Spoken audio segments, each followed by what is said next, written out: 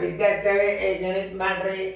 2004 ಪ್ರಶ್ನೆ ನಂಬರ್ 61 ನೋಡ್ರಿ. ನಾನು ಹೇಳುವಾಗ ನೀವು ಬೋರ್ಡ್ ಕಡೆ ಲಕ್ಷ ಕೊಟ್ಟು ನೋಡ್ರಿ, ಬಾಯಿಲೆ ಬಂದಿರ್ತದ ಉತ್ತರ. ನೀವು ಬರೋ ಗಣಿತಗಳನ್ನು ಮಾಡ್ರಿ, ಬರ್ಲಾರ್ದ ಗಣಿತಗಳನ್ನು ವಿಡಿಯೋಗಳು ನೋಡ್ರಿ. ಇವು ಸುಮ್ ಸ್ಯಾಂಪಲ್ ಅತಿ ಸರಳನು ಹಾಕಿರ್ತೇನೆ ನಾನು ನಿಮಗೆ ಸ್ಟೇಟಸ್ಗೆ. ಬಿರಿಯನ್ನು ಎಲ್ಲ ಟೆಲಿಗ್ರಾಮ್ ಆ್ಯಪ್ದಾಗ ಇರ್ತವೆ. ಪ್ರಶ್ನೆ ಒಂದು, ಭಾಗಾಕಾರ ಪ್ರಶ್ನೆಯಲ್ಲಿ ಭಾಜಕವು 51, ಭಾಜಕ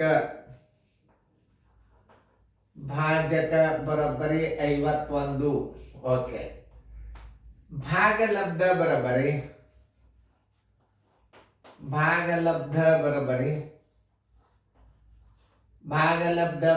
16, ಶೇಷ ಬರೋಬ್ಬರಿ 27. ಭಾಜ್ಯ ಬರೋಬ್ಬರಿ ಎಷ್ಟು ಅಂದ್ರೆ, ಭಾಜ್ಯ ಅಂದ್ರೆ ಭಾಗಿಸಿಕೊಳ್ಳುವ ಸಂಖ್ಯೆ ಎಷ್ಟು. ಭಾಜ್ಯ ಬರೋಬ್ಬರಿ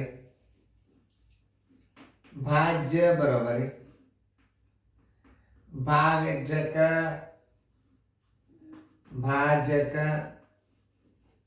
ಗುಂಡ್ಲೆ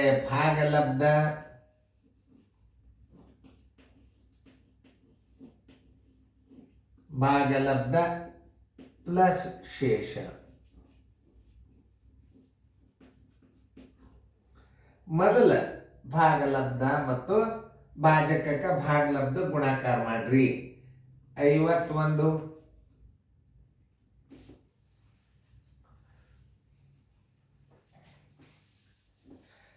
51 ಗುಂಡ್ಲೆ 16 ಪ್ಲಸ್ ಶೇಷ 27. 16 ಒಂದ್ಲೆ 16 ಎಲ್ಲ ಬಂತು 1. 16 ಇಲ್ಲಿ 81 ಪ್ಲಸ್ 27 ಬರೋಬ್ಬರಿ 7 6 13 4. ಆಮೇಲೆ 8ಕ್ಕೆ 843. ಎಲ್ಲದ ನೋಡ್ರಿ 843, 843. ಆದ್ದರಿಂದ ಭಾಜ್ಯ ಬರೋಬ್ಬರಿ 843. ಉತ್ತರ ಸಂಖ್ಯೆ ಎ. ಇಷ್ಟೇ. ಏನು ಇದಂತೂ ಎಲ್ಲರಿಗೂ ಬಂದೇ ಬರ್ತದ. ಟೈಮ್ ಹಾಳು ಮಾಡಬಾರ್ದು. ಇನ್ನೊಂದ್ಸಲ ವಿಡಿಯೋ ಪ್ಲೇ ಮಾಡಿ ನೋಡ್ರಿ.